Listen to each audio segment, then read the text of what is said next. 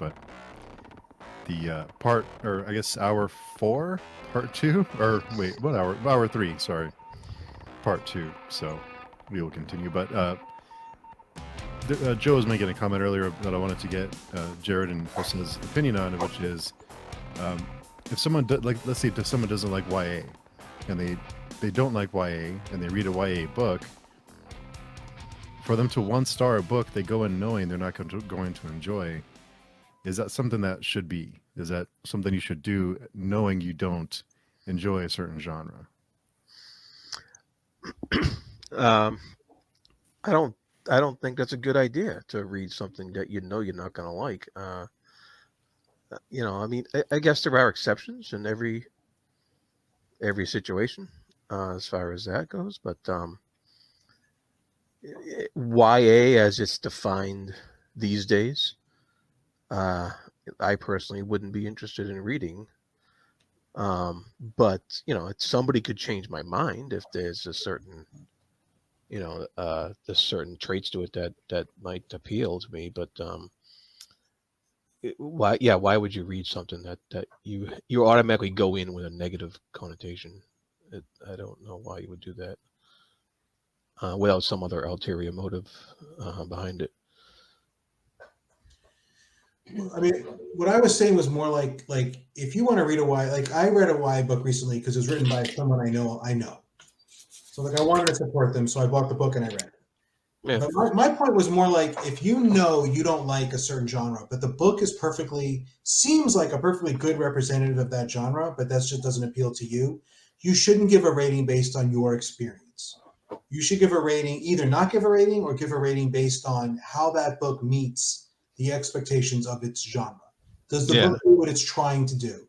If the book is a good YA book and there's whiny teenagers complaining about their romances and it's just annoying to you, which it would be to me, I shouldn't be 1-starring that book because that's a perfectly good, Yeah. But it's also bad. It can also be bad for what it is. That's a separate conversation. But if it's right, but I also think that there's a this whole the labeling of YA is it's such a broad general statement because like that's true. Neil Gaiman writes YA sometimes, or at least stories that can appeal to younger people, but he writes them so elegantly and he writes them so well. Why can't that type of prose go into other stuff? Whoa. I think the cops are coming for Jose. Maybe they found the bike. They're coming for the bike, yeah. But so you can still write at a really good prose at a YA for younger readers. So it's so I guess I have read YA if you consider some of Neil Gaiman stuff YA, like Coraline and what have you. But as far as some of the other YA I have seen briefly, it does seem like they're writing down to the kids that it's meant for, and I don't like that. But normally I wouldn't read it. YA is a bad example, but well, it's good and bad. Like personally, I hate YA, but I had read and enjoyed several YA books.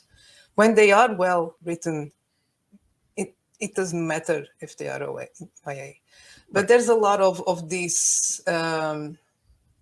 excuse. Oh, you don't like it because it's YA. No, I don't like it because it's bad.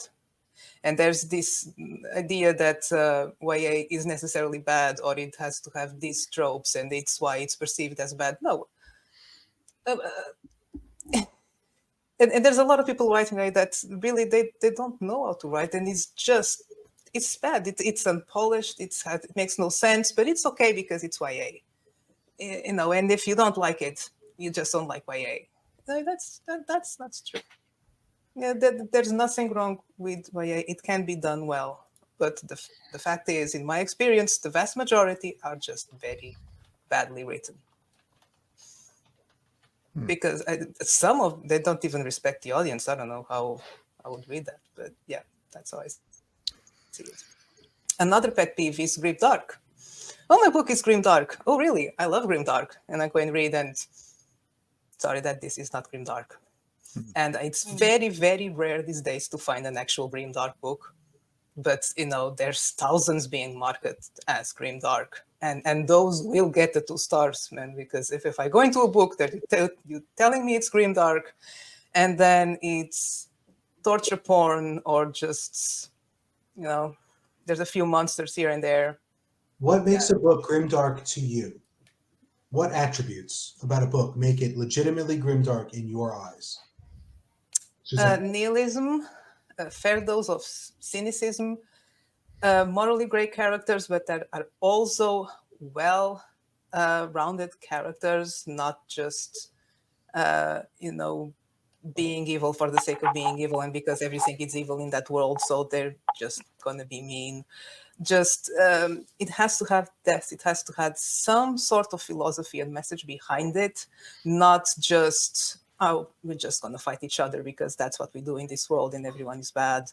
There's so much that it's just word porn. It's just empty for shock value. Characters just cardboard villains. Same torture scene after torture scene, same tropes, same.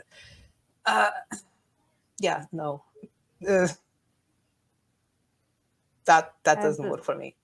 As the bard would, he said, he wrote in his play, full of sound and fury, signifying nothing.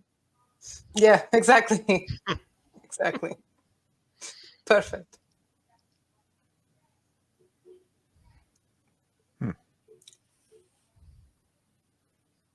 Interesting. Well, Yeah, go, Jared. oh, what is what is an example of good grimdark? Well, okay, it's the obvious example, but First Law, actually, Best Served Cold. I think it's a better example than the actual, at least the first book. Pretty much a lot of the 40K stuff, especially what is written by Dan Abnett. Oh, okay. That's All pretty right. good. Yeah, and it is slim. There's a lot of grim books and a lot of dark books and lots of stories with grim dark moments. It's grim dark just became this gimmick, this marketing tool that I'm so cool, I like grim dark. For me, just don't care. These days I would rather bet on a YA book than a grimdark, because I think there's a better chance of actually getting a YA book, and if it's well written, it's fun. I was also going to say that just to add to what you were saying, Susanna, I had the similar experience, but with the caveat that I'm not as diversely read in grimdark, because there are some books where I read the pitch and I'm just like, I don't want to go through this. But of what I have read, I haven't read Warhammer, but the 2 examples that I gave before you came online, there are just 2 that I've read which are truly grimdark for me. And my definition of grimdark would be pretty similar to yours. One is First Law and the second one is Prince of Nothing. That's it. And I really need to get into gear and read that. Or you can read Berserk, I do believe that is grimdark. I have you issues want with to read the prose. grimdark? Yeah, the prose is not bad. The audio is not bad. Oh, you didn't like the audio, no? The audio is not bad. The audiobook for The Darkness That Comes Before, it's not bad. It suits the narration. It suits the tone of the world. it's very slightly grandiose, if one Yeah. might say. Well, if you get Yeah, used to that's it, the it's problem. tolerable. It's like Martin Shaw's Silmarillion. At first, I was struggling. Then I got used to it, and I was like, yeah, it's fine. Yeah, I might be honest. I might try it again. I find it easier to adapt to audiobooks than push through reading the book. Hmm. Mhm. But- It might just work for you. I'm not sure. Okay. But Give to it a bring try. it back to Joe's point about giving a 1-star review, I think if I buy a book and I read the book and I don't like it, I'm perfectly entitled to give a 1-star review because these are my reasons why. And why would I read a book that I know I'm not going to like? Well, so I'm pretty prejudiced towards the whole romance genre, but after a couple of months ago when Johnny Words gave us the romance challenge, I picked up one of the books, and I'm ashamed to say that I did enjoy it, and it was good fun, and I'll probably pick up another one from the list this year. So even though generally I don't look for romance in my books, and I read maybe one a year, that's why we pick them up, for my willingness to be surprised and find something different. And if I don't like it, I'll give it like a 0 stars if I have to, because I'm perfectly entitled. It's my opinion. I paid for the book. That's it. But I can't stop you. But I think that if you read, let's say you read the romance novel and you were a slightly different reader and you said, you know what, I could tell these two would end up together halfway through the book. And that just ruined it for me, and 1 star. That was your reasoning. And there are readers for whom that would be their experience. But that is not only typical, but required of the romance genre. That is how they have to work. They literally, you cannot write a romance novel where they don't end up together. Like that is part of the genre. So if someone had read that and thought this book is terrible because I could tell halfway through they'd end up together, and look, it turns out I was right, and they 1 star it, that's not doing a service to other readers, because other readers picking up a romance book don't want to say how good does this. What they want to know is this a good romance book? They don't want to know, is this a good book to someone who really fundamentally dislikes what is required of the romance genre. I mean, I can't stop you, right? Like I'm not in charge of anything, not even like my own household. So like let's. So, I'm not in charge. let me I don't let, think let me let me reverse the question then. When I like justified on giving a 1-star review, yeah, I think I've got an idea about that. But when will we be entitled to say this is a bad book, 1 the book star? was bad at what it tried to do. So if you read a lit RPG and it's poorly written and it's like repetitive and it's like stuff that's you've seen before and it's like the characters are flat and uninteresting, 1 star. But if you give it a 1 star because there are stat blocks at the end of the chapters and that annoys you because you don't want to read a book where you feel like you're playing a video game, you're in the wrong. I write superhero novels. If you're like, it's so dumb that someone with these magical powers would fly around with a cape, and you 1 star my book for that reason, you shouldn't have read my book because it says superheroes on the front cover. Well, no, it doesn't, but the blurb. Okay? Right? So, but if you 1 star it because the characters are flat and uninteresting, or because the sentences are boring, or because the story doesn't like make sense internally, fine. Or if you 1 star my book because you read it and you're like, this isn't realistic. Like they have artificial gravity generators and magical powers. The real world doesn't have that. That's just stupid. I hate books that do that. I'm 1 starring it. Then the reviewer is wrong, because I'm writing a book about magical superheroes. That's in the blurb. If you hate that and you don't like that part of it, when I said up front, that's what the story's about, you are wrong to 1 star it for that reason. If you 1 star it because the characters aren't interesting, or because the interactions don't make sense, or because it's not internally consistent, that's all fine. But if you 1 star it because the genre is something that you're not in, and I know people who don't like fantasy, right? Like, But like I've got. they hate Superman because he just flies, and I'm like, that's totally legitimate. That like bothers you, that's fine, but don't like slam Superman because he flies, right? Like that's his thing, right? I've got 2 issues with that point of view, and one would be that in order for me or anyone to rate a book, you're requiring them to have some level of knowledge of whatever genre they are reading, whether it's romance or fantasy or whatever genre it is. For me to say that this book is bad, like I need to know the genre and therefore interpret what the writer was trying to achieve and maybe have a knowledge that I haven't got, which I suppose is a fair point. Don't talk about stuff you don't know anything about, so I can get on board with that. But equally, we read for pleasure, and opinions are subjective, and tastes and what people like and dislike is very subjective. And here I go with my Wheel of Time bashing. I think it's a big pile of stinking elephant dung, but some people love it, so it's purely subjective. And I think I've read enough fantasy to say it's a piece of shit. So it's we enter into the subjective, and therefore It is subjective. I think everyone is. It's entirely subjective, and I think that anybody should be able to read whatever they want if they can, provided they have access to the book.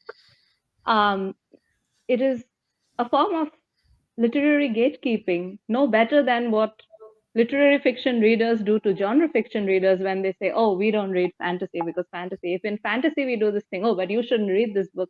It's just the same literary gatekeeping. And what are we achieving out of this? I don't think we are achieving anything out of this. I'm very sure that most readers, when they look at a 1-star review and for, let's say, a lit RPG, and they say that the lit RPG is a 1-star because I saw, leveling up in the story. The people who are experienced lit RPG readers know that, okay, that's not a deal breaker. And the people who are new lit RPG readers who are looking at the book will read that and go like, yeah, that's appealing to me, not a deal breaker, or, oh my God, that is a deal breaker, and they won't pick up the book. So I don't think that a particular review can have any such influence on others so much that that we need to be so cognizant, especially as Jose said, most of us are reading for leisure or just plain enjoyment. And I mean, that's what I said a little while ago, Jose, is that I read books for my own enjoyment. I log them for my own enjoyment. Not for my own enjoyment, sorry, for my OCD and satisfaction. And I rate them for my own satisfaction. I don't consider it as any kind of service to anybody or any kind of obligation to other readers. I mean, I don't tell anybody to look at my reviews or anything. If they do, if there are like-minded people, if there are people who are my friends and who love some books which I hated and they ask me, of course I will clarify. If you put a number on Goodreads, you're bringing up or down that person's average. Whether you might not want that to happen, same thing on Amazon. You give my book but that's part of stars. Yeah, but that's part of, like, this is the part, like, which I'm saying, that an author creates the work and puts it out. And once it's out, it belongs to readers. It does not belong to the author anymore. And I can't stop you from reading my book and 1-starring it because it's got guys in tights and capes, right? I can't. But I'm saying you're doing a disservice to other readers if you read it and that was the reason for your rating.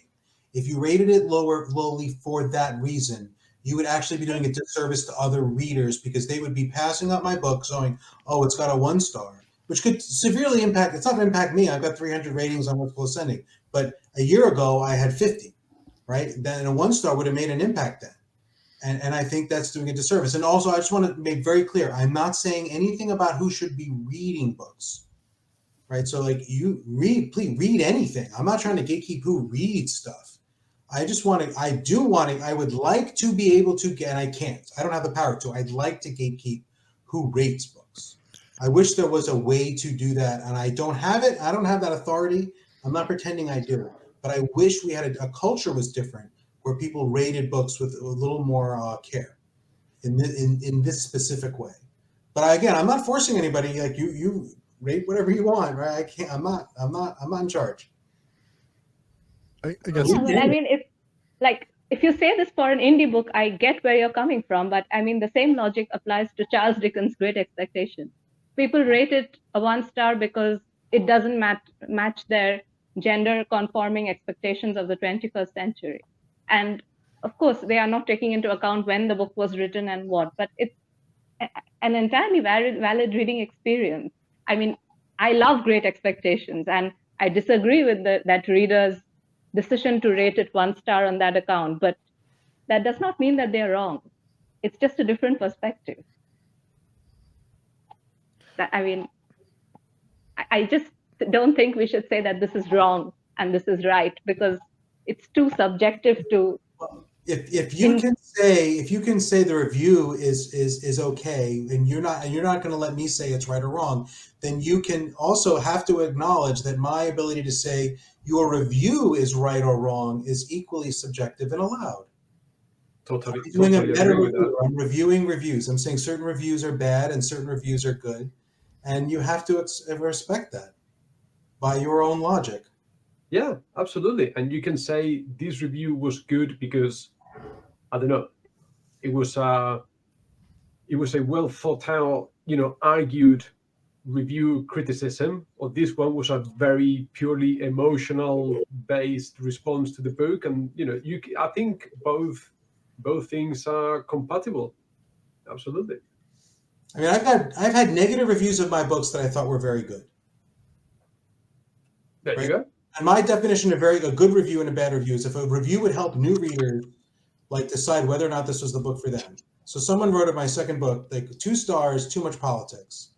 And they went into some specifics. And I'm like, that's an excellent review. It's a negative review, but it was super well done, because people who would be upset by these elements of my book would read that and go, I don't want to read that. And they'd be right not to. It was perfect. It was a negative review. It said the book wasn't good, but it was an excellent review. So, yeah, I'm going to have a stance on reviews. I will review the reviews. Fair warning.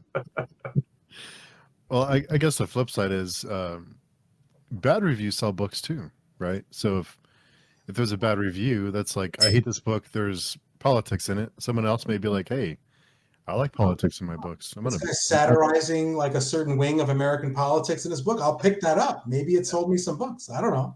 So yeah, I mean, because there's lots of time, I think I buy more books from negative reviews rather than positive, because a lot of the positive reviews aren't very critical, and they're just like, I love this book, greatest book ever. But the negative That's reviews, where ratings without reviews are worse, and that also bothers me, because if someone just gives a 1 star with no text, that doesn't really help anybody. Yeah, that is. Those are the worst. The spiteful 1 stars. I got a few. Usually they show up whenever I used to be a bit more free with my opinions online, or just 2 of them specifically showed up very shortly after I said I didn't like certain book by another indie author. As they just pop up there. So I stopped talking about other indie authors. Oh, wow. But yeah, the spiteful 1 star, because if it comes attached with a comment, whatever it is, it's either going to reflect that the reviewer, is personally attacking you. Like I have one that says, "This book is awful in every way. Don't buy it." Jeez. That's not a review. That's a personal attack. But at least it's there. People can see that that person was being deliberately harmful. Or if it says, "Oh, this book is too confusing. There's too many gods," someone might go and say, "Oh, that's great. The more the merrier." It might have. But if it's just the 1 star, that's deliberately cruel. That's just to bring your rating down, just to harm you. And they only do it if it's personal. I noticed that people that just don't go, maybe someone with nothing better to do. But if you don't like the book that much, you don't start reading it, or you DNF it and you give 2 stars for the trouble. Or you explain why. If it's just the 1 star, it's personal. It's directed at the author. Yeah, and there's nothing we can do about it.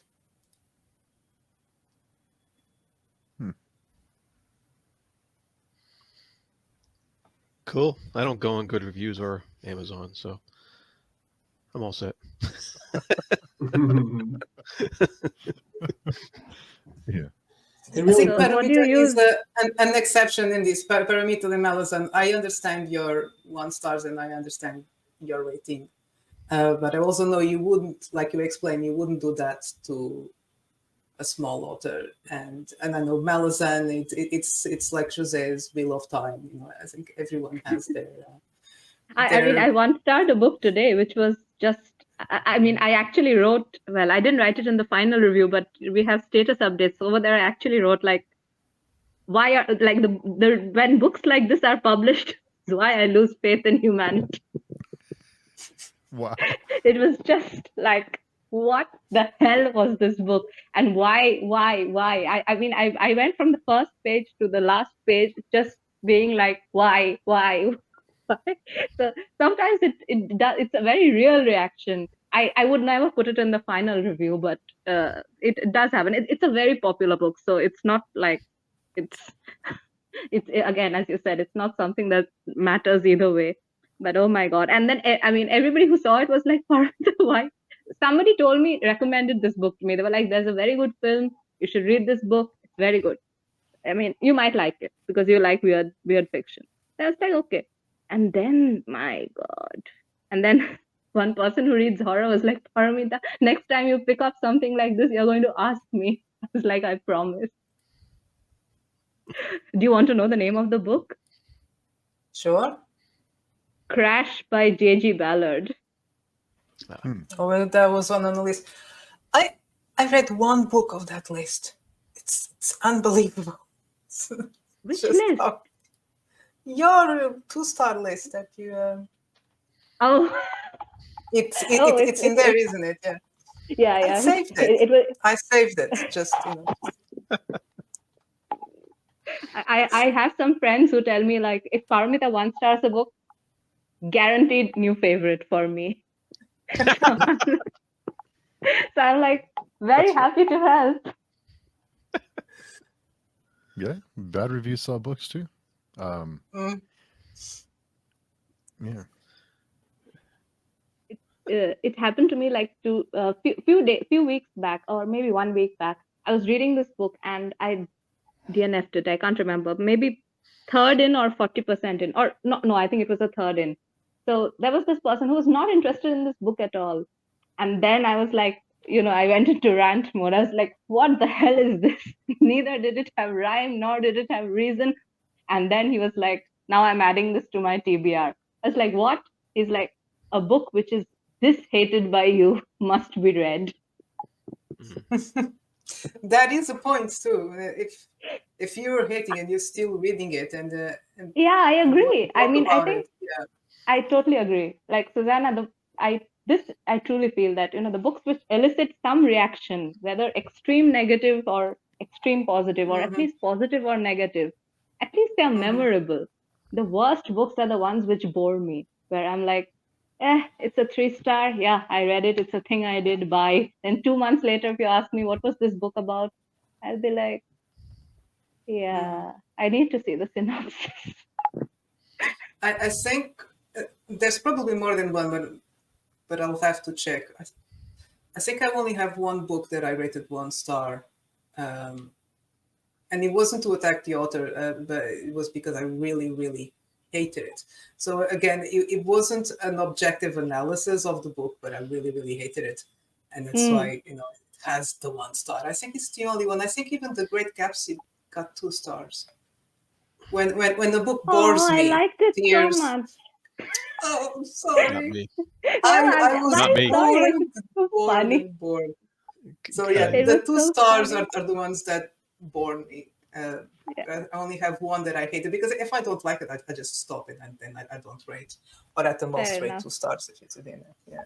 Yeah, I read a lot of classic literature, and I was high hopes. I had high hopes going into The Great Gatsby, and it just didn't work for me. I mean, the guy is very good. He's a very good prose writer. He can write stuff, and it was put together well. But I just could not find it in me to get into that book. I found it so boring. And I was like, wow, what's going on here? This is a classic literature book.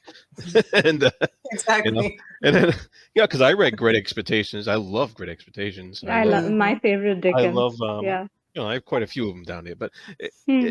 that I love, and that one and Moby Dick bored me to tears. Oh my God. I was And- very happy by the ending. Were you happy by the ending? I love the beginning. I love the first 2 or 3 I chapters. celebrated the ending. I because love of the it. ending.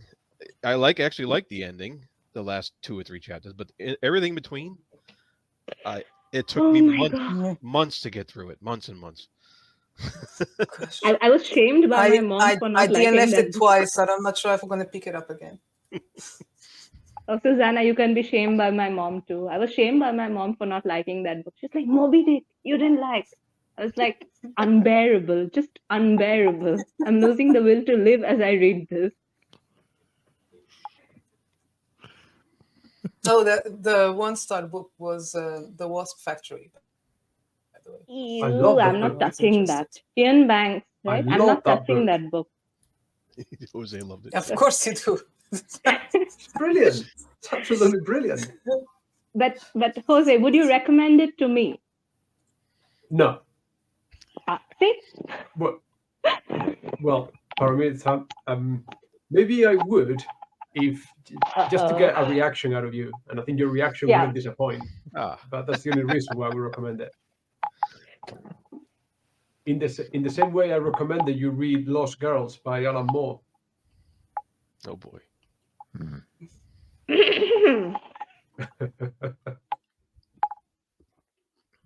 Exactly.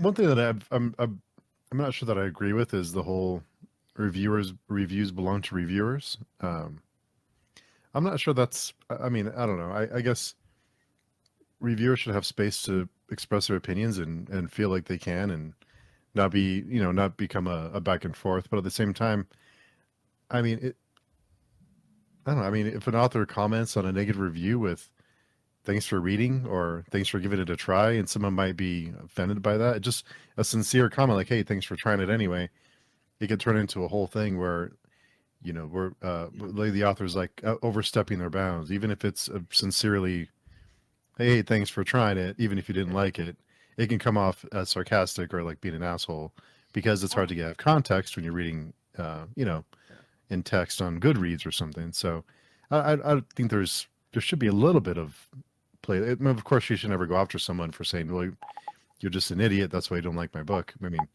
that's something different. But if you say, "Hey, like, thanks for reading it," or "Sorry, I didn't work for you," or whatever, I mean, I don't know. I think there should be a little bit of back and forth. So permission to share my perspective as purely a reader, not a writer, and not even a reviewer. So Steve, like how I think about this is, I gave Middlemarch 2 stars by George Eliot. She's dead. She has a huge fandom. She's beloved by many people.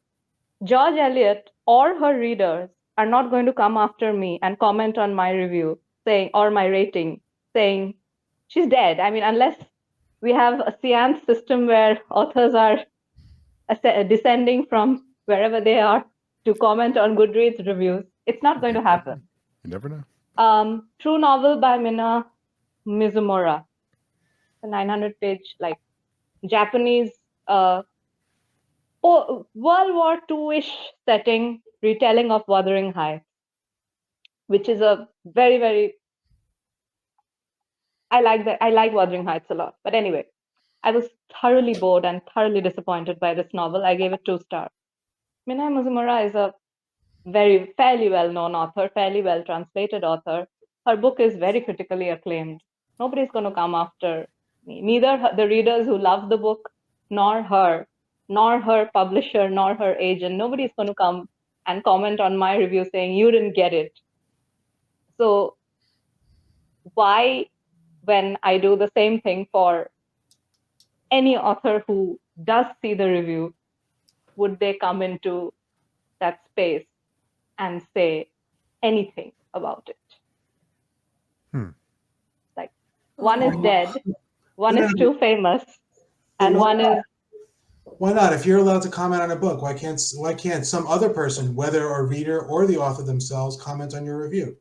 If a reader, of opinions course, are can okay comment, and expressing and opinions are okay and expressing our feelings about things is okay in this public space, why are you privileged that the author can't respond? Like, I'm not going to answer your reviews. I don't do that. But I'm just saying, like, by your own argument, shouldn't it be fine? no, it isn't, because an author is a creator. Once their creation is out, they cannot comment on that creation. But Their communication with you're their a creator by making readers is through their art. Otherwise, they are transcending that barrier of communicating through art into communicating through other means. An artist and the consumer of the art communicate through the piece of art itself and the piece of art alone. That is the primary method of communication. If beyond that, I attend signings, I attend readings, I attend live events by the author, I attend booktube discussions, that is separate. But primary mode of communication between any artist, any form of art, and any consumer of art is the work itself. I mean, that's like the basis of separation of art and the artist. But you're aware The that artist, wasn't historically the case, right? Like in the 1900s, people would review books. Authors would respond to the reviews publicly in newspapers and letters that were published, that were widely available, back and forth, back and forth. This was a normal thing that always happened. When do you think that should have changed? Like, you're saying this, now the rules are different than they used to be. I'm like, well, okay, if you're deciding there are new rules, what's your grounding for that? Like, that was never true before. Question. So, okay, authors can't reply, but how do you feel if an author likes your review on Goodreads, being it good or bad? Just just clicks a like. that, I mean, I wouldn't notice it unless I get a notification. Yeah, it's fine. I'm not even saying the author can't reply. Of course, the author can reply. The author can do whatever they want. I'm saying in my mind, it breaches something of that sacred barrier of communication being only through the art. When the author uses the Goodreads text box or the comment box to say, hey, here's something. Whatever you want to say, put it in the book. Put it on your communication or your thing. I mean, that's just my perspective. I know lots of people who enjoy interacting with authors, and I do too, honestly. But you're tying not regarding the work. I can't respond except through a book. I can't make a YouTube video and respond. I can't tweet it. I mean, I'm hurt. I feel very I'm being put in a little box by your standards.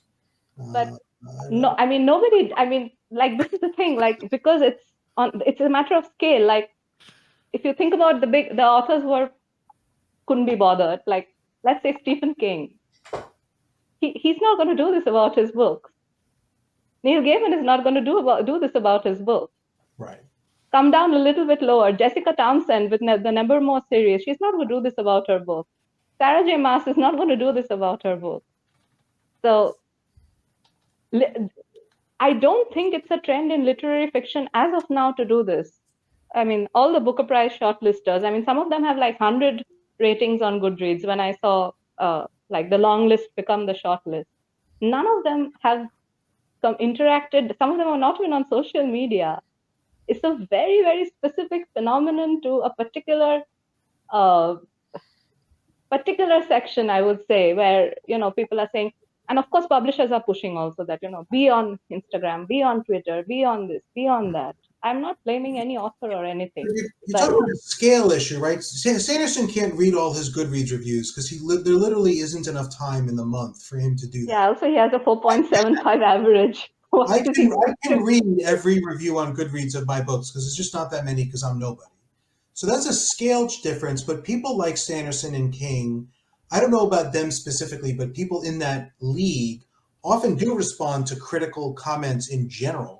Like, they'll respond to whatever the New York Times book reviewer might say. They might be interviewed and they might say, well, I'm going to answer some of this stuff. That has always happened. They're just not responding to individual Goodreads ratings because who the heck would have time? When you've got 10,000 reviews, you can't read them. But I think I mean, that's a distinction based on scale. But there will no. I mean, it's a question of power differential. New York Times first journalist can, even if Sanderson or whoever replies, can reply back. If it's just a civilian who has an account, what are they going to do? So let's say Sanderson calls them out. Let's say hypothetically you reviewed one of my books in a negative or whatever, negative or positive, and I responded. You think there's a power differential between us? Yes, there is, definitely. Apart from the... Both flattered and upset. No. I'm so excited. I feel like someone thinks I have power. I wish you could see my household. Meet my kids or my wife. I never As I said, like 75% to 80% of the authors I read are dead. So, like, Joe, we got to talk. I extend the same thing to all the authors. Here's my perspective, both reader and author. Like, as a reader, if I leave a review or a rating, let's stick to Goodreads, and I see that the author likes it, I'm happy about it. I know many people don't like that, but I'm always like, oh, okay, that person saw it, and acknowledge it. Even if because likes sometimes are just an acknowledgement and more than a like. I don't know. Fine. If they come back to me, and if it was a 4-star, and they get back to me asking, oh, well, if you like it, why didn't you give it 5 stars, or why didn't you like, or whatever, that would annoy me. I would never do that to my readers, even to those who don't understand. I said I wanted to reach out to ask a valid question, but I would never go and explain the book to them or explain to them how they should have read it or liked it. I don't do that. Don't have the time, don't have the patience. But sometimes it's very hard in those cases when it's reviews that are deliberately harmful or just wrong, completely misguided and mistaken, and you can't even sometimes correct the name of a character. That drives me mad. I know if people are listening to the audiobook and the character is long, it's like, oh, it just gives me this, just explain, not explain, but I'm glad you enjoyed it, and it's spelled this way, or it might be nitpicking, but I wish that there was a little bit more of goodwill from the part of the reviewer, that not everything the author says is an attack on them. That we like books, and we like our books specifically, and we like to talk about them, and we like people to get the most out of them as well. And just I don't think there's a solution. I don't think it's ever going to be fixed because everyone is different. And I see what you're saying, Susanna. I agree that if you want to just correct something that is, like, as you said, the audiobook and a character name, and that would happen definitely if I'm listening to something, especially secondary world, anything SFS. The problem is, how would you monitor this system to make sure that it doesn't go into that attacking the reader territory? No, you can't, because it'd have to be an honor system, and a lot of people they don't have it. They just exploit as much as they can. I'm very much against this horrible practice of review bombing or whatever it is. I mean, I think you made a short video about this, which I'm 100% like. You said review the books, not the author. Exactly. Please. Yeah. Like this is but that's a whole different. That's a whole level. But I mean, in that kind of thing where you're saying that it's malicious, that a whole lot of people just dropped 1-star reviews. It happened to The Narrow Road Between Desires by Patrick Rothfuss, which was my most anticipated fantasy release in 2023. I think I went in October or something, and I think it was at 2.2 or something. people just like blasted it with 1-star reviews, being like, this guy is, and I'm like, this book is not out. E-arcs do not exist. What are you rating this on? So that's a totally flawed system, and I don't think that anybody who was keen to read the book would be influenced by that, hopefully, because it's Patrick Rothfuss. I agree that if it was Yeah, of course. an upcoming author, this could have destroyed a career. Yeah. Mhm. That's terrible. That's Exactly. it's horrible. It's horrible. And I have absolutely no idea what works in someone's brain to do that. Like, I've not read the book, but I hate the author. So let me put a 1-star on the book. The review is for the book and the rating is for the book. Why are we reviewing the author? It's baffling to me. That I'll never get. But yeah, That is a consequence of social media, because like Yeah. you were saying, because we can't interact, we can't reply to reviews, we have to promote our books, but we can talk about them too much because you get annoying, and we have to accept all reviews, and you can reply to the reviewers, but you have to always be out there and talking about books and talking about writing and then showing ourselves, but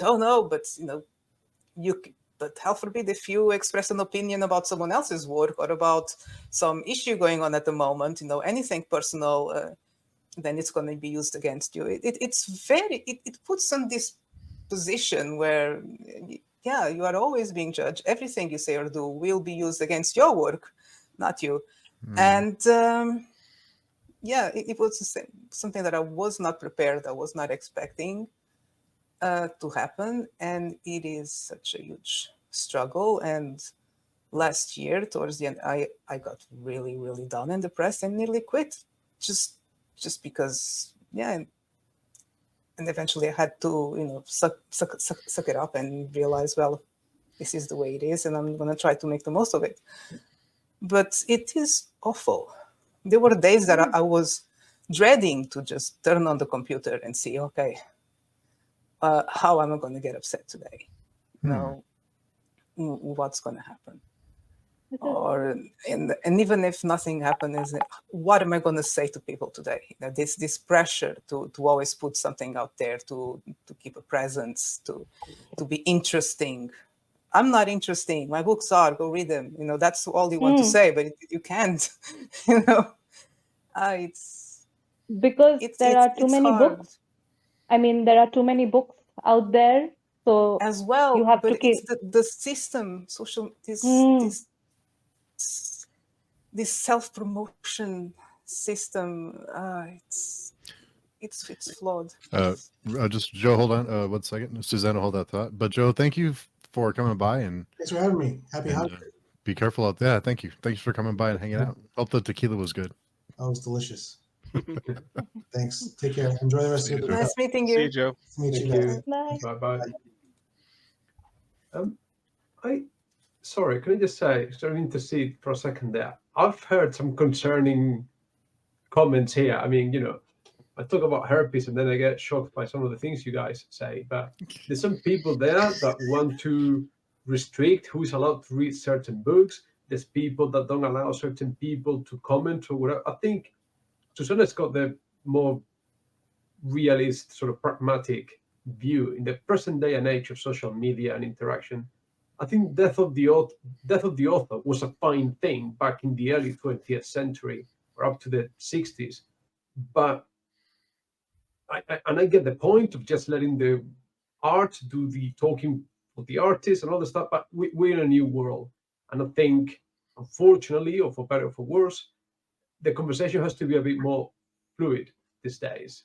And because, like Susanna, like you said, you've got to promote yourself and you've got to stay relevant. And I think it's perfectly fine for anyone to comment, whatever, for even an author to engage in conversation and reviews. I mean, so long as we all stay civil and polite, but I think disagreement and conversation in this day of, if social media is really social, that's what it's there for. And I think expecting anyone these days to put a book out there and not engage with its target audience is just not what the world is about these days. So I guess I have to ask, is social media the problem? Because we talked about in the past with there being, the author or the creator could interact with the person reviewing their book, or could not necessarily confront them, but just have an open dialogue, because they probably did that in person or on the phone or somewhere where they Book were signings, directly. etc. Yeah. So Mhm. there was you didn't have that barrier of, you didn't have that barrier of saying whatever. I can say whatever I want, Yeah, and it's just a name on a screen, and I can be I can say the most awful shit about somebody, and there's no consequence. There's like nothing. It's like, and people may believe it. I can trash someone's work. I can do whatever I Yep. want. Yeah. And if they respond, or if someone else comes in to help them respond, then they're going to get piled on too. So I think the anonymity of social media has exacerbated this problem with, I have I can be an anonymous person. I can have a campaign to just destroy somebody if I want to. And it works sometimes. Yeah. Careers get destroyed because of a personal beef. And so I think it's like Jose said, it's like a fluid thing where I think the rules are changing, and because of technology and the way that we live is changing. So at what point how do we adjust, I guess, to this new world? And Yeah. our brains are still adjusting to social media. Our brains can't process, we can't keep up with the rate of technology. We just, Yeah. our little monkey brains can't. So, it's such a interesting conversation to have with, if a reviewer can say whatever they want and an author can't respond, then where the power lies in the reviewer, right? I mean, if the author Yeah, and can't, then where does that, I guess, um, where does that, if everyone's being respectful, yeah, then should there be a barrier if everyone's respectful? because who gets to decide who is allowed to talk and who isn't allowed to talk? Right. Who gets to decide that the author cannot say anything anymore about their work after it's been published? And who gets to say that reviewers cannot give 1-star reviews, or that certain people should refrain from commenting on certain genres because they don't know enough? So I think, since I don't know who can decide those things, I think you have to come back to just being polite and being, civil, and discourse is there to be heard. I think it's inescapable these days. And glad you can come by, Josh. Josh comments, is social media the problem? Yes, just in general.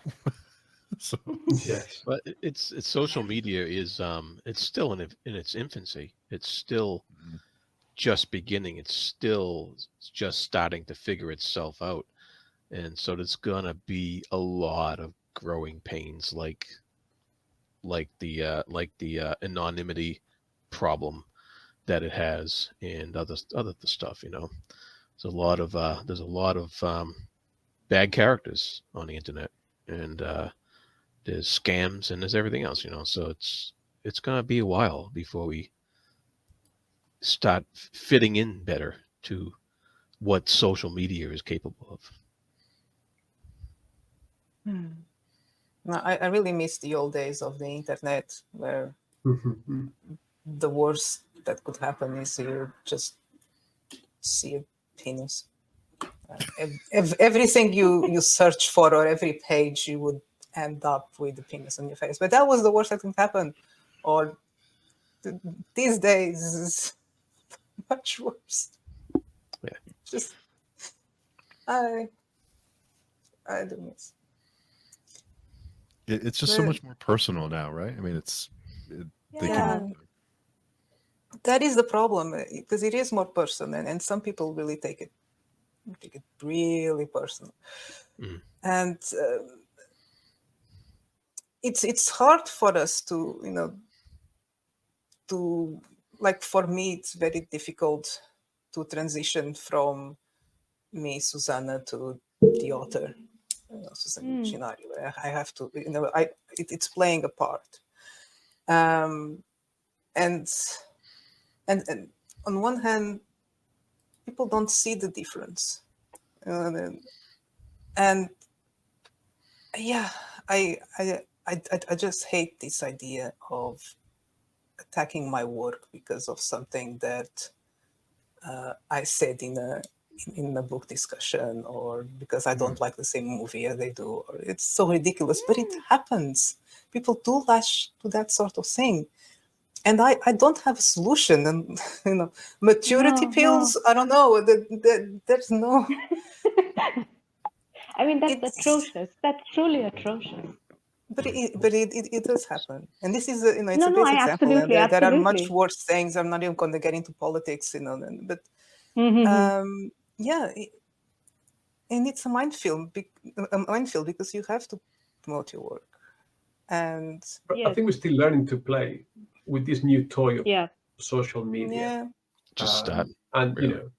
Steve, you've talked to authors, and you would have be able to have done that 20 years ago.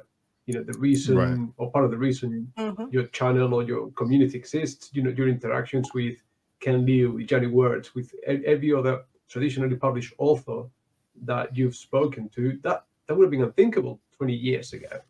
So It's true. it's got us readers closer to writers, but at the same time, it's a bit like with movie stars. There's no movie stars anymore, because once the curtain is pulled and once they stop being the character on the screen and they present themselves in social media, you realize what a bunch of morons these people are. So the whole thing about never meeting your heroes is true, because they are also normal people that say damn shit on the internet. And I think we're all still learning to do that. So if you've got an X account, formerly Twitter, people just close them down. It's where conversation goes today. That thing and TikTok are the cancer of society. X is not so bad these days. I keep saying, but I think it's bad. that's For all good. it's worth. I know the bar is very low, but it is slightly I wish, more civilized. I just wish Musk would allow the feature of someone who doesn't have an account to scroll posts. Because I used to really like following some authors and get updates for books and things like that. And now I can't see anything. So I just wish like that feature would be allowed. I didn't The know problem is that authors don't talk about their books on X, because they only write a book every 2 or 3 years. So some of the stuff they Yeah. talk about, like, I couldn't care any less. I opened the Twitter account to follow authors, and I don't care if X, Y, or Z author votes for X or Y candidate in the US, because frankly, I don't give a monkeys. That's not why I wanted to hear from you. And that was it. That was it. It's such, like Susanna said, though, like I think authors are encouraged to please the algorithm, to have a presence, and to fill that empty space with something. So if you do write a book once a year or once every 2 years or however long it takes, you have to fill all that time with something, and you're bound to say something stupid. I mean, anybody will, because if you're there every day trying to stay relevant, to please the algorithm and keep you in everyone's feeds, and so when you do have a book to promote, you're there and people see it and you have that interaction. It's like you're bound to say something dumb. I mean, anybody will. Yeah, and yeah, just one word. I once got blocked because I kid you not, I used the wrong emoji apparently. I made Oh, wow. I just, it was a silly comment, teasing comment, someone that I had interacted before. So, there was some, it wasn't just a stranger out of the blue. I was replying to someone that I had talked before, and caught him in a bad mood, and got a DM. Why are you saying this? No. I was joking, and I put the upside down smiley face, which at the time I thought it was appropriate for jokes, which apparently is not. And I said, no, if you are joking, you would use this emoji with the sunglasses, which I never use. Oh, wow. And I was just shocked looking at it. Okay, I'm sorry, and the I'm sorry didn't went through because I got blocked. Hmm. this happened. So this is, jeez. it's just Oh my that. God. And I oh can yeah, I can understand a little bit, Susanna, how like I was also delighted to find the page chewing forum. It's like a beacon of calmness. But Mm. if you have had these sort of interactions, then how much more you must have felt this way when you came here. it's terrible. I mean, I've learned, I tried Hmm. to copy what others were doing that I thought they were doing well. And that, But I mean, the worst exactly thing is like, the same words, they don't work for everyone. Hmm. I've learned that. but I And mean, like, you can, I yeah. still get hyper. Like, you all are so calm and so polite and so sweet. Like, I can't imagine anyone being annoyed by anything you say. Like, I I sometimes just like go into rant mode. I don't mean any ill will at all to anyone, right? I'm always joking, but I can understand if somebody doesn't know me or if somebody just finds it off-putting. So I totally understand if somebody finds me tremendously annoying, but I can't imagine. Like, I've had so many interactions with all of you, like Jose, Susanna, Steve, Jared, and I just can't imagine any of you. Like, how? How can anybody oh get annoyed by anything you say?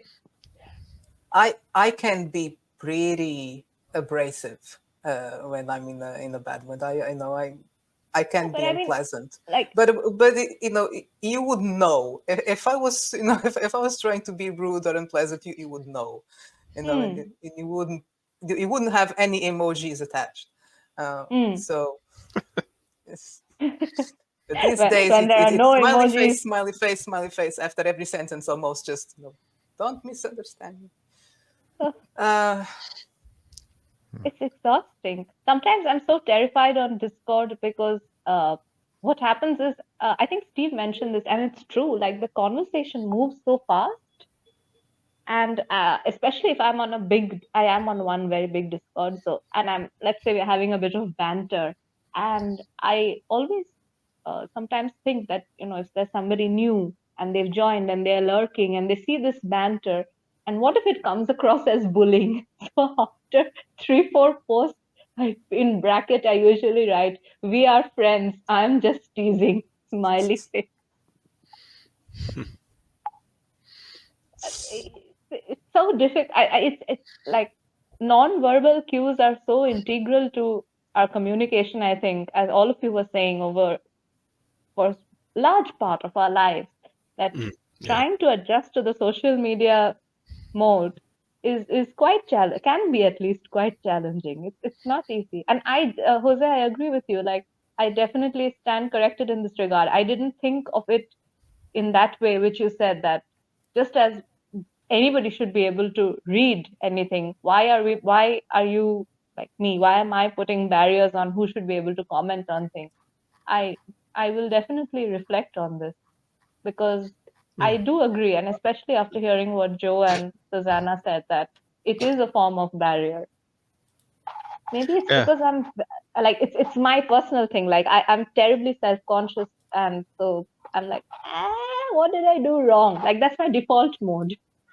What did I do wrong? And so, um, if somebody were to uh, like say something, I would be like, I messed up. But like with the author liking thing, like there were two separate instances. One was Shauna Lawless. She liked my review of the e-arc for her second book, and one was Susanna Imaginario. And I know this is really weird for people that I'm referring to her as Susanna, but then when I talk to her now, and this is what I do, like my brain separates Susanna, my friend, and Susanna, the author.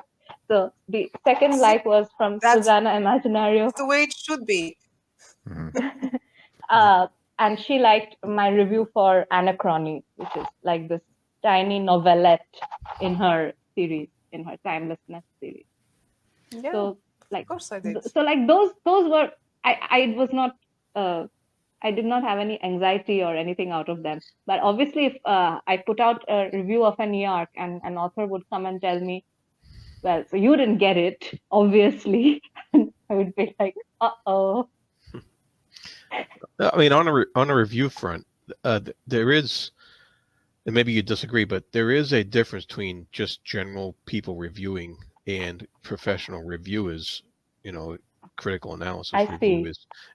You know, they're getting paid to do that stuff, and so because they're getting paid to do that stuff, like the New York Times, what have you, their Mhm. stuff is in itself writing for an art in its own Mm. form, and should be definitely up for, you know, commentary on its own.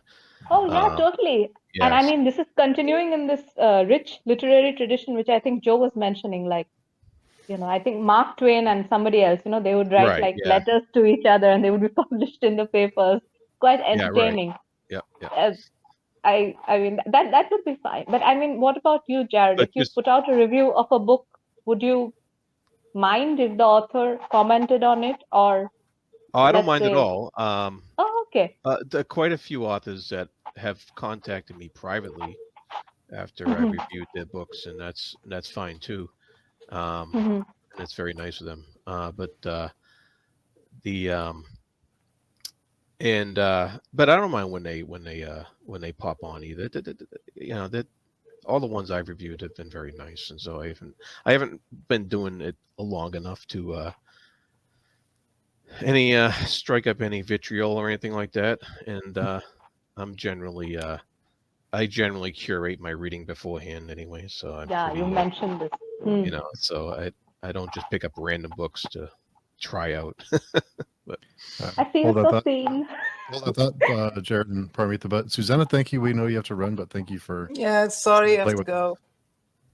Thanks so And much. I was enjoying the conversation a lot, but I do have to go.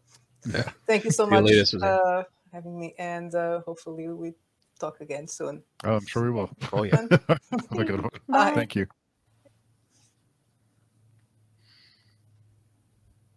Nice. I'm sorry, Jared. I interrupted. No, that's all right. Yeah, so that's like you said, Paramita, back in the you know, back in the 19th century and 20th century even, there used to be letters back and forth in newspapers and stuff between either reviewers and authors, or author to author and what have you. And I'm sure some of those were probably not all friendly all the time as Oh well. no, they weren't at all hilarious. Yeah.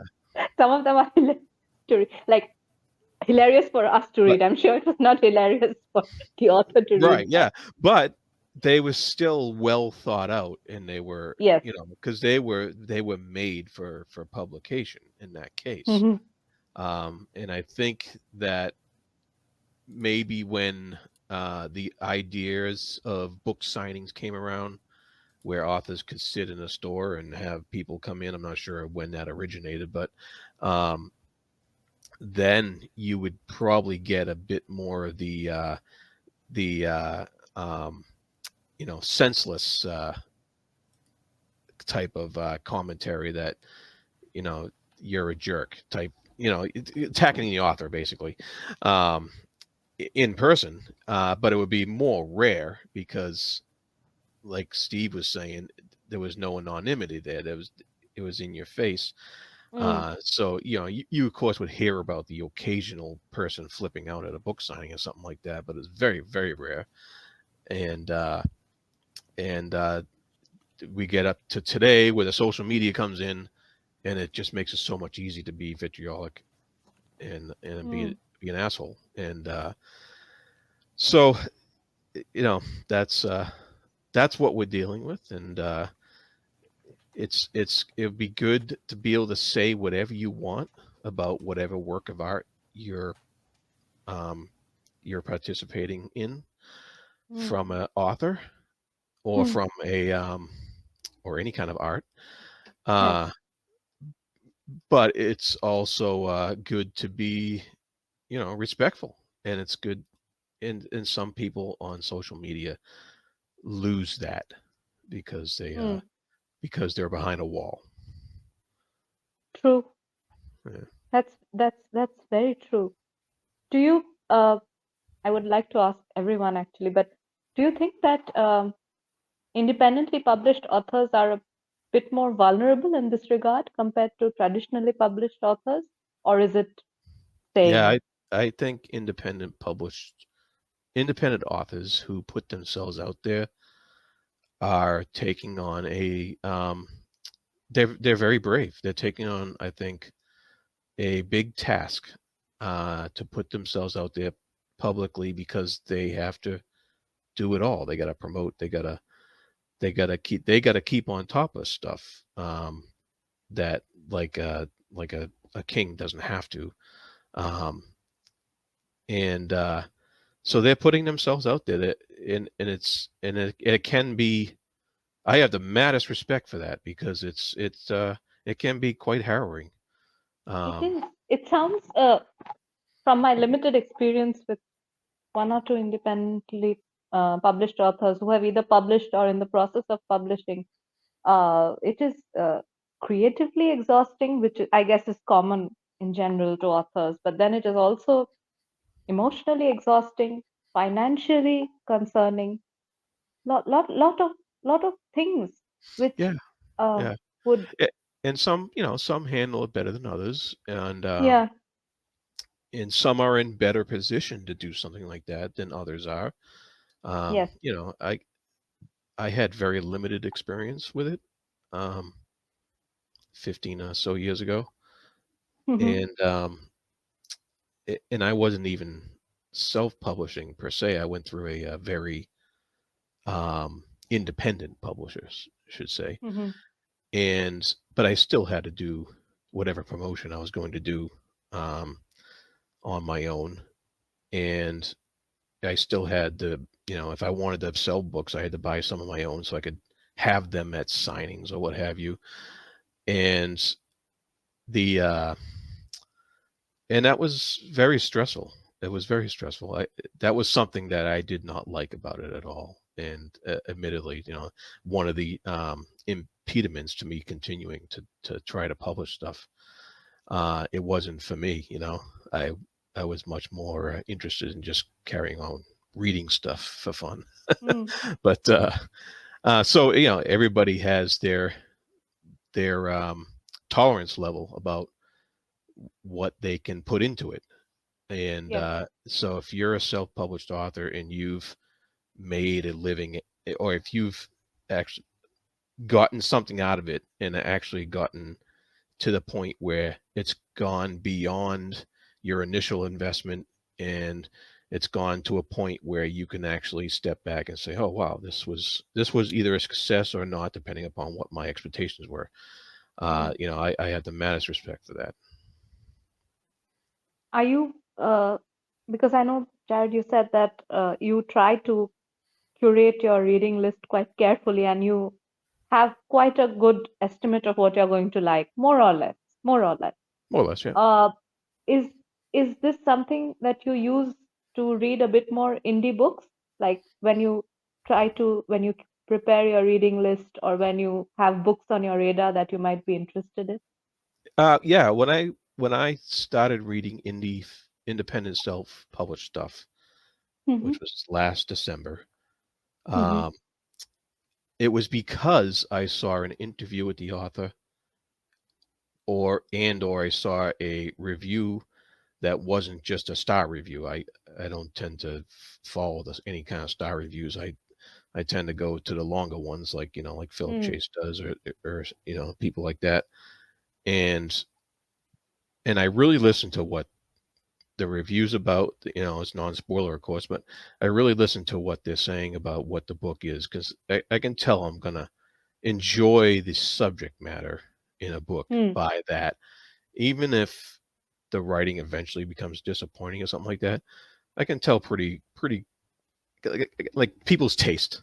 I know when they line up with mine fairly well, and so I can tell by that. So when I first, like, I read Von Roycroft's Oh, right. book, The Severing Son, Yeah, Severing Son. Yes.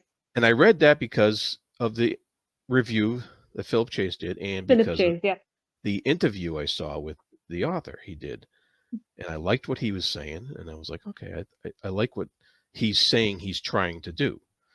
And Mhm. so then I read the book and I was like, yeah, he succeeded. He tried to do that and he succeeded, and it was well done.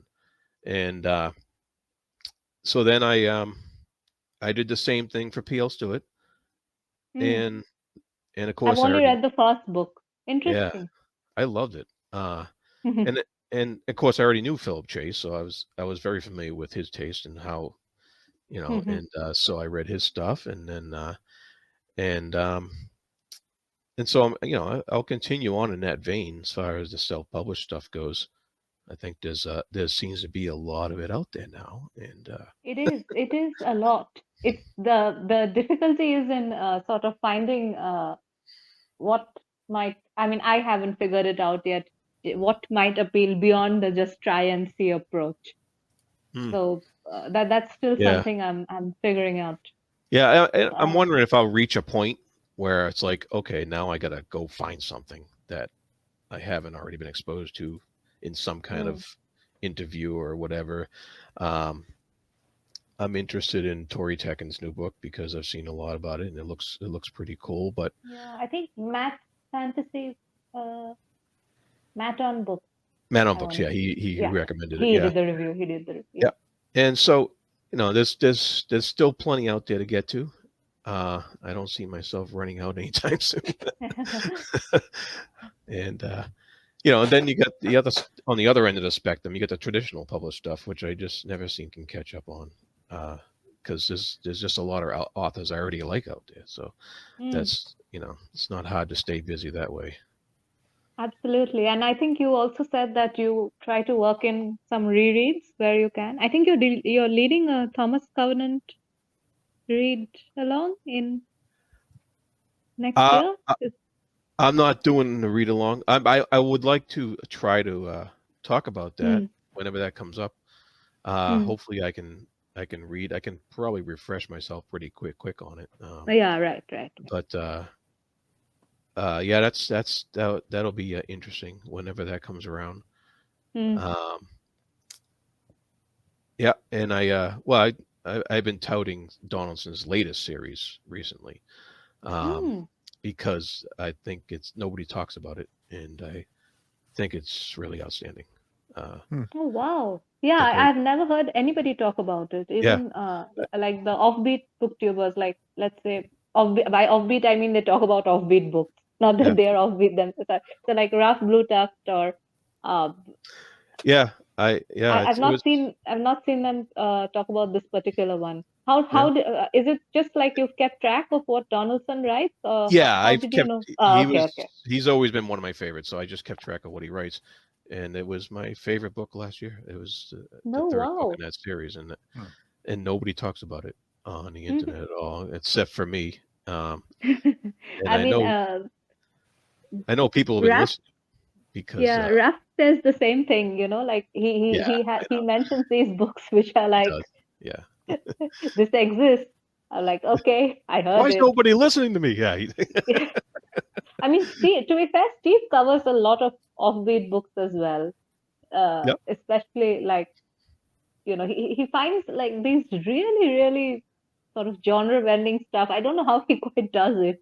So I want to ask Steve as well, like, how do you curate your to read list beyond your infinite read along, for which we are having an intervention? But like stuff which you find interesting, how do you pick it up? Usually recommendations or just something that pops up on Amazon that looks interesting, and I'll read I'll gently graze over the synopsis, try not to read it too much, but or I'll go to Goodreads and look at the 1-star reviews, and I find a lot of books that way. Oh, nice. Yeah, like this book is too weird, 1 star, or this book is too dark and violent, 1 star. I'm like, okay, well, I'll try it. Yeah, the thing about Donaldson though is he's not a nobody author. Like he's very well known, Yeah. And so that's what was I was like, wow, nobody's talking about this series, and he's like one of the staples of old Finnish literature from the 70s. So.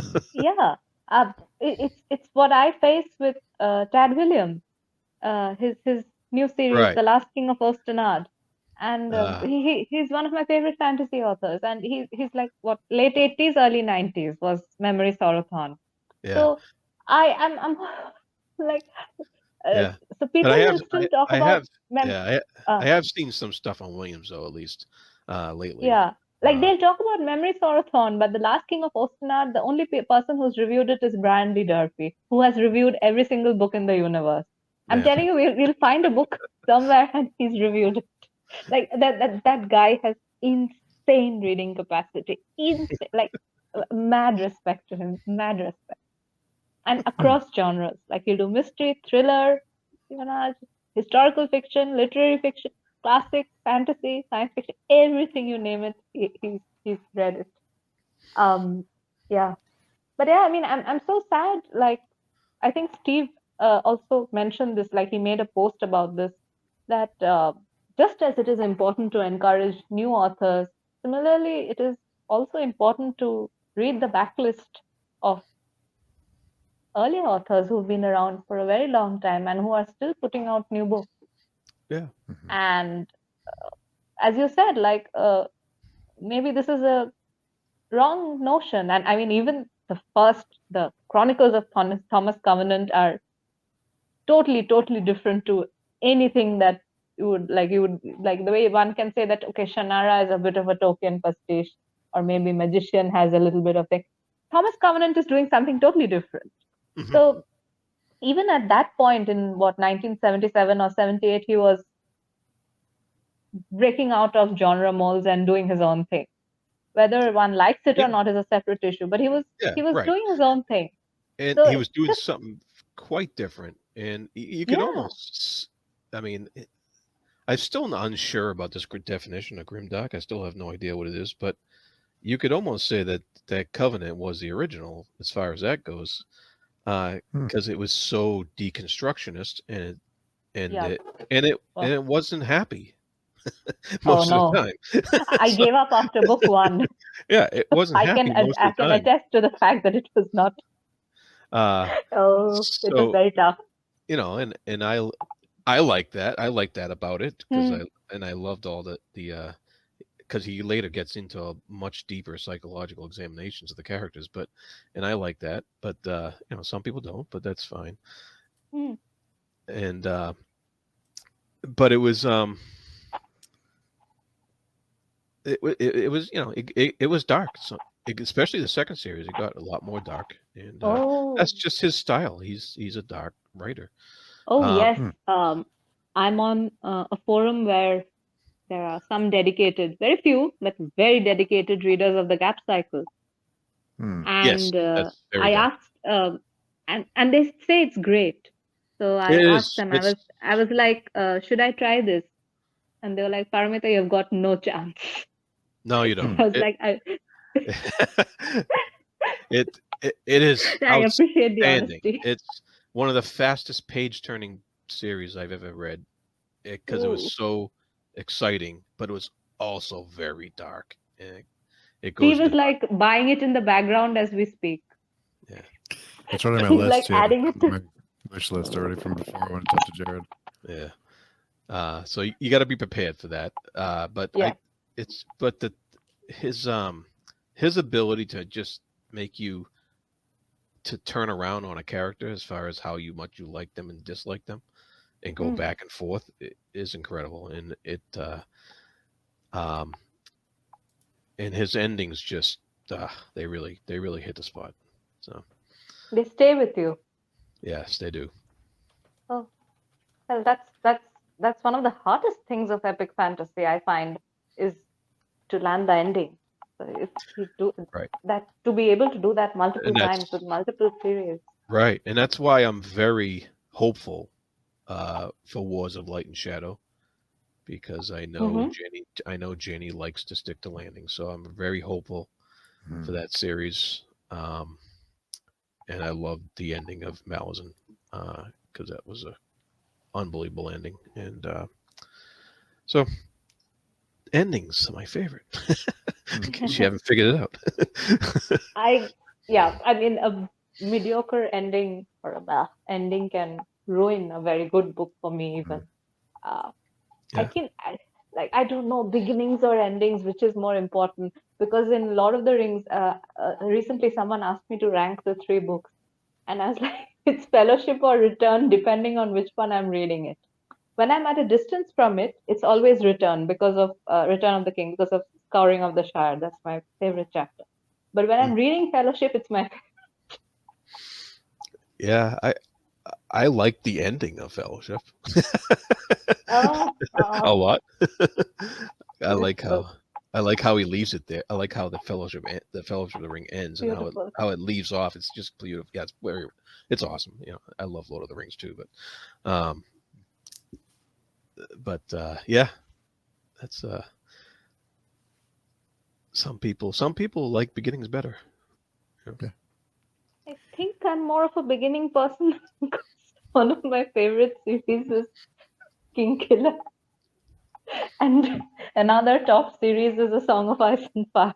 So I have to.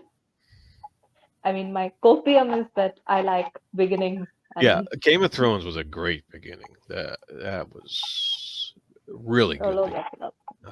You're Really. not a fan of Name of the Wind, I'm going to guess, yeah, given your respectful silence of it. I just never read it, so I don't know. Ah, okay. Never read it. Do you want to read it and be sad with me? No. That's a sell. Yeah. And Josh comments, didn't I see you read 900 books this year on the forum? You bow to no one. Who is it me? Yeah. Yeah, Who else read 900 books? Yeah. I think Who I think else? that's in response. That's in response Steve, to your. today. No, Steve, today, listen, I crossed 1001. But that's because it was 41 volumes of Berserk. Like, that is just, That's you know, like, that's not, yeah. 1,001 books in a year. Wow. But I mean, there are like DNFs in there, and there are many, many periods. I think I read Lord of the Rings 3 times, or either 3, I think it's 3 times. Oh my! I read 37 books this year, so it would take me how many years to read 1,000? And there's a lot of manga and stuff in there. Like there's Goodnight Pun Pun, and Sure. there's more. Yeah, right. Anyway, but yeah, I bow to no. That was funny. But it was just see, when I got to 996, then I was like, oh, 4 more I can manage. So then I read novella. There you go. But next year I have a resolution, and Steve, you have to, well, all of you have to help me keep it. No long series. We can't even help you. We can't even keep up with what you're reading. Nah. You've read. You've added to your total like 11 books in like 2 days. How can we help you if you can't keep up? You've probably read like 5 books during this stream or this recording. I'm being teased now. Oh no, we just can't keep up. Alex comments, I still have not gotten past chapter 1 of The Darkness That Comes Before. Steve, please promote so that we can get Alex over this barrier. Because I mean, the thing is, I tried to convince him to join my War and Peace read along, which everyone is so excited about. Even the people who are not joining are so excited about. But anyway, the point is, Alex was just like, he gave me this such a deadpan expression. I wish I could replicate it. And then he was like, I'll think about it. My God. Yeah, but I'm very, very excited about War and Peace, which will, I mean, large parts of it are very boring, but it's good boring.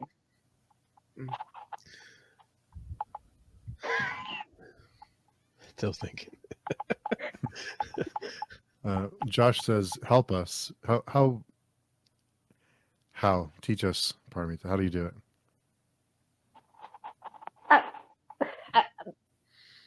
I don't think, like, one of the things that is true for me is that right now I'm between jobs. So like, my main work is reading.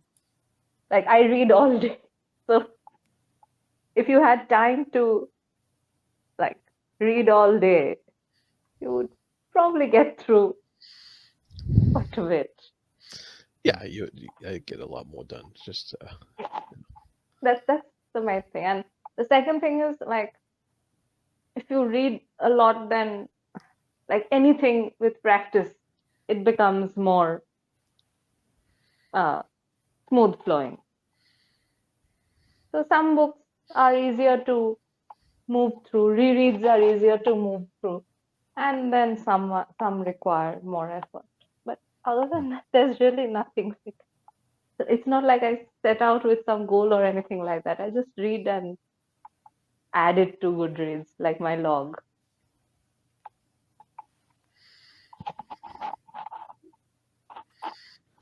Yeah. Josh comments, I don't know if I would have the capacity to read that much in a day, though. It's impressive.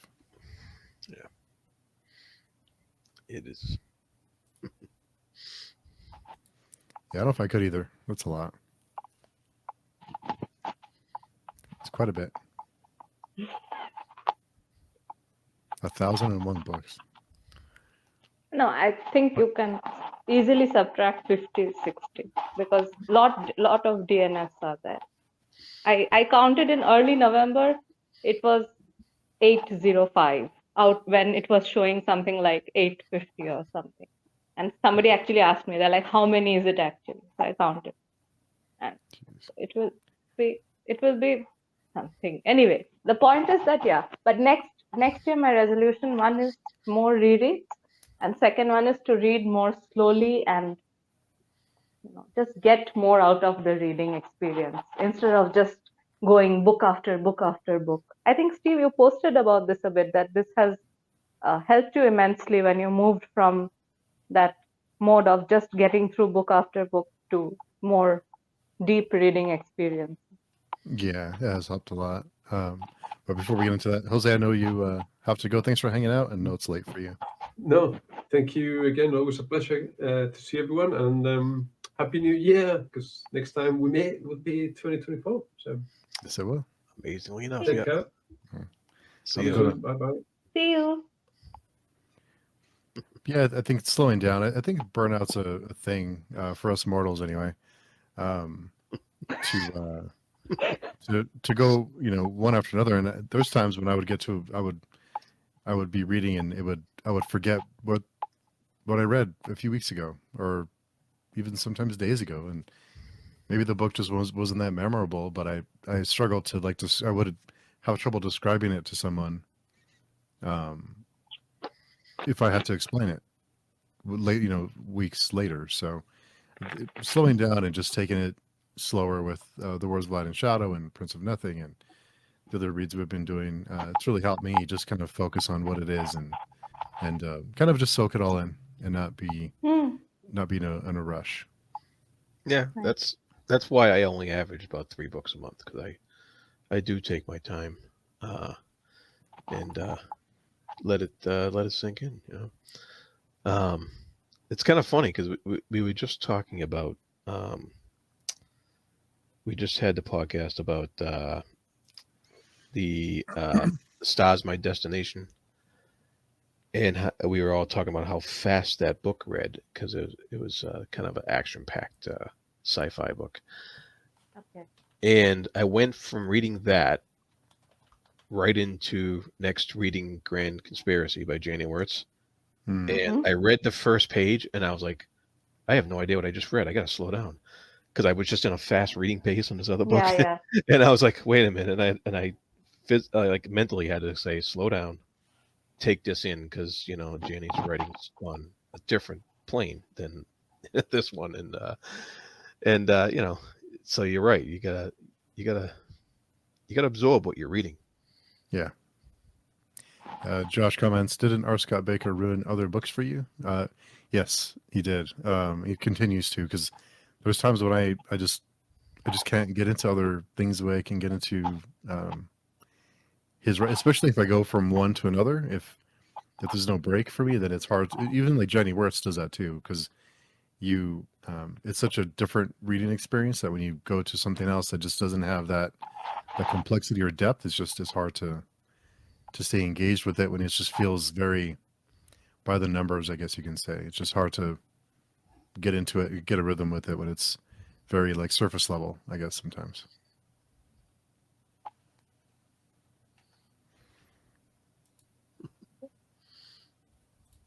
And if anyone else has experienced that, like a book hangover. Yo, yes. I have a big one with Berserk right now. I guess that's manga, but still. And another one I had recently, and it's still continuing, is I read the collected fictions of George Louis Borges, and then I read his selected nonfiction. And he's one of those strange authors where he conveys a tremendous amount in very, very short fiction. His essays are also very short. And part of me is just letting it simmer, but the other part of me, even as I was reading, I knew that I need to go back and reread this. And now that you just mentioned it, Steve, I realized, and I think, Jared, you have also shared this actually about Malhazan. And Steve, you have shared this about the second apocalypse, that when you got near the end or when you started the Aspect Emperor, it was one of these, or maybe the second book in Aspect Emperor, you knew you had to reread the series. Yeah. And Jared, I think you said the same thing, that is, you were reaching the end of Malazan. I can't remember whether it was Stole the Hounds or it was Crippled God The itself. Cripple God, yeah. But When the I Crippled God. finished that the first time, I knew I was going to be rereading that series immediately, which is pretty rare for me. But yeah, what helped me with that, because I understand what you're saying, Steve, about getting in that mode, because that's how I was. That's how I was the first time I read Malazan. I was like in that Erickson mode of reading that style and that depth, and I would often pick up a nonfiction book in between in order to really break things up. And so that would help me, read something else without thinking that I was comparing authors or something like that, Yeah. Josh comments, pardon me, The Hangover is probably 5 books in the next week instead of 10. I shall refrain from commenting. One thing which I've made a very conscious decision is to not try any manga for some time, because I feel whatever I try, the artwork was so immaculate over there for me that some comparison will seep in. Like right now, my mode is I don't want anything new. I want something which is like Berserk or better. And I asked around some people, and they were like, "Good luck, that doesn't exist." I was like, I'm just going to wait and read other things. In fact, I moved out of SFF altogether. I'm reading just general fiction now. General fiction novels. And it's like that. When I feel again, then I will come back to maybe manga. Again, one manga I can try next year. And I also made a pact that I will watch 2 movies in 2024. One I promised my friend is Interstellar, and one I promised another friend is The Dark Knight. Oh, nice. 2 Nolan films. Yeah. I love Inception. I just have never watched. Inception is like in my all-time favorite list, but I have never watched Interstellar. Yeah, I like Nolan. But there seems to be something, because I have a pact, I will only watch 2 movies per year. And my friend was like, you push Interstellar to the following year and you have to watch Dune Part 2. Nothing doing. So now we are having negotiation. Josh comments, both are fantastic. Interstellar is probably my favorite Nolan. Oh, wow. He's mine too, Nice. yeah. Oh, really? Really? Yeah. That's the only one I haven't seen. Wow. Yeah. Jared, buddy watch. We will fix a month and then we will both watch it. All right, I'll do that. Yay. Because I love all of Nolan's other stuff, so I don't see why I wouldn't like that. No, if you like those other movies, you'll love Interstellar. Yeah. Great soundtrack, and the amount of time they spent on the science behind everything is pretty neat. Okay. Nice. How is The Dark Knight? Have you any of you seen it? It's my favorite superhero movie. Oh wow. Yeah. I actually, the person who recommended me, he recommended it to me because I watched Joker and I really loved it. And I remember when Phoenix was accepting Best Actor awards in one of the awards, not Oscar and not BAFTA, one of the others. He said the last line of his acceptance speech was, "We stand on the shoulders of Heath Ledger." Yeah. And then I watched Heath Ledger's award ceremony, and I think his parents and his sister came to take the award because tragic circumstances. So I was telling my friend all this, and he was like, "You should watch The Dark Knight. You will like." Now I'm excited. Yeah, if you've ever liked Batman at all, then that's probably Yeah, the I seminal. don't think seminal I Batman. know what that is. I know Batman and Robin exist, but I don't know anything about them. Yeah. And I know Gotham. Steve is like, Armita. No, I think the no, I think the Dark Knight's good. I think it's pretty good. I guess the hype got to me a little bit. I think I expect you go into certain things with expectations, and it's good. It's just not my favorite. Fair enough. I don't remember if there's a lot. I don't think there is. Are there a lot of references to Batman Begins in The Dark Knight? Or No, if you know the very basics about Batman, you'll be fine. yeah, you watching should be it. all right. Yeah. Yeah. If I don't understand, I can just come on the forum and ask, "Hello, I watched this movie. What does this mean?" Of course you And can. get some help. Yeah. Josh, The Water Planet and Interstellar is by far Interstellar. one of the best movie imagery ever. You will love it. I'm really excited about it. Mhm. Oh, look who it First is. point is Nolan, and also the slightly sci-fi theming. The Really Dark Knight intrigues me. himself. Yeah. Oh my god, what an intro. I mean, that's one of the nicest things anybody's ever called me, Jared. I'm going to take that. Yeah. It's yours. Hello, It's all yours. sir. Thank you. It's probably a good time to start the we'll just take if you're watching or listening, just we're just going to just cut the audio for the next portion, but so this is part 2, and we'll be back with part 3 soon. I don't know when. Soon.